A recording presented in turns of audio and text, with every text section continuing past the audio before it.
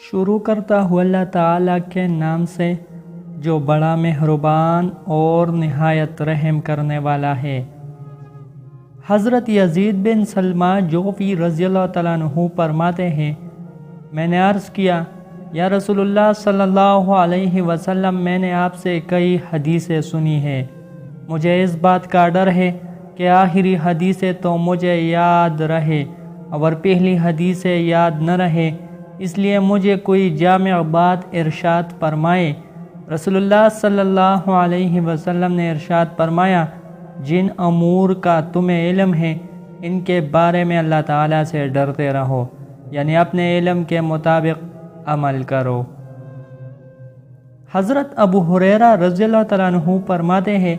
کہ رسول اللہ صلی اللہ علیہ وسلم نے ارشاد فرمایا، جس شخص سے علم کی کوئی بات پوچھی جائے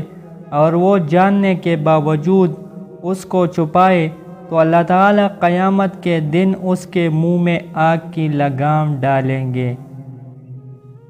حضرت ابو ہریرہ رضی اللہ تعالیٰ عنہ سے روایت ہے کہ رسول اللہ صلی اللہ علیہ وسلم نے ارشاد فرمایا، اس شخص کی مثال جو علم سیکھتا ہے پھر لوگوں کو نہیں سکھاتا، اس شخص کی طرح ہے جو خزانہ جمع کرتا ہے پھر اس میں سے خرچ نہیں کرتا۔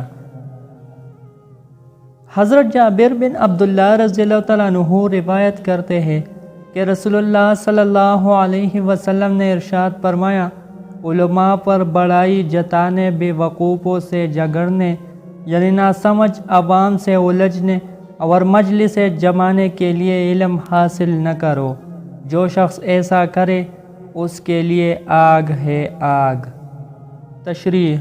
علم کو مجلس جمانے کے لیے علم حاصل نہ کرو، اس جملے کا مطلب یہ ہے